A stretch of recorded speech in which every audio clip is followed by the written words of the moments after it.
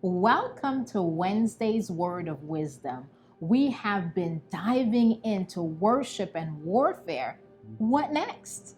So come on back with us and figure out what happens next once we've been worshiping through our warfare.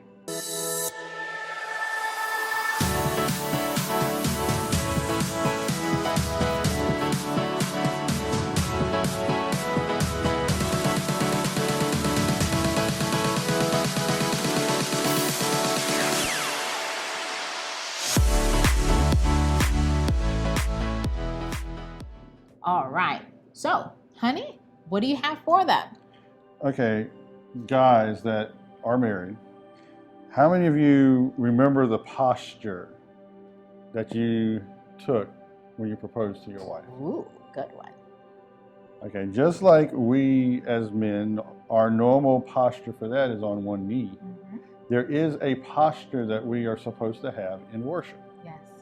We have to take, this says a posture of preparation. Yes. Not a physical posture, it can be, but this is a spiritual posture within us. We have to be present with Christ. Yes, absolutely. We have to ask Him to speak. Yes.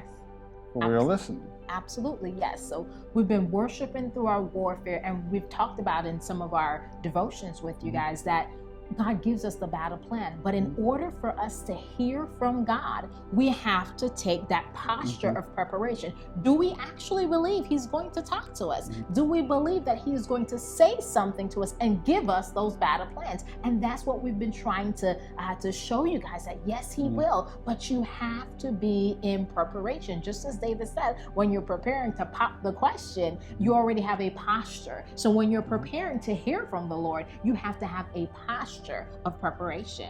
Yeah, and part of that posture, part of preparing, is asking God to give you an attentive heart to hear His voice. I mean, I talked about it a few weeks ago that God likes to speak in the quiet, in the whispers, and it's kind of like we are so busy, our posture of worship and our attitude of being attentive to hearing from God is pushed aside.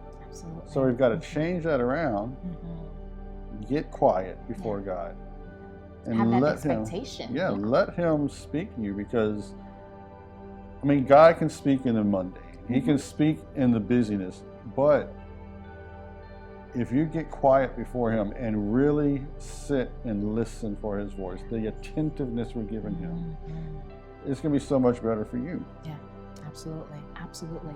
And then not only that, the next point to drive home is actually believe for the impossible. A lot of times in our battles, we already feel defeated. We feel like, oh my goodness, can God really? But I encourage you all that in this, that you are to have that attitude of, my God can do it. My God can make the impossible possible. We're talking about the same God that split open the Red Sea, right? The same God that raised the dead to life. Can He not move in your situation? A couple weeks ago, I shared with you our situation that seemed impossible about getting my son's passport before we go. I mean, obviously, you can't board a plane out of the country without a passport, and we were running out of time, but God made what seemed impossible to us possible. So I encourage you, not only having a posture of preparation and an attitude of attentiveness, but yes, believe for the impossible to be possible in your situation, no matter what it is. God will work it out for your good and His glory.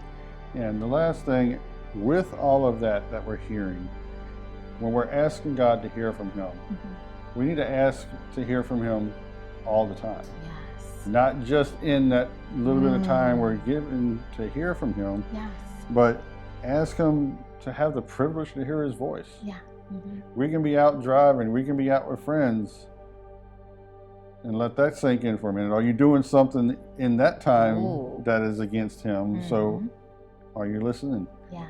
Are you listening to that still small voice? We've talked about it before. Like, I mean, remember those old cartoons and they have a demon on one shoulder and an angel on the other?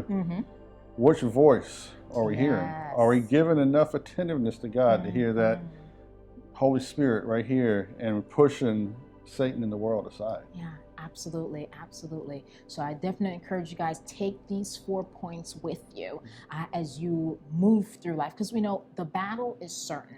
We already know who has won the battle. We have the victory, but we have to take that position of victory and we have to align ourselves. So take this. I hope it's applicable, that you can use it within the next week, the next few days, for the rest of your life. Until next time, God bless you. Bye-bye.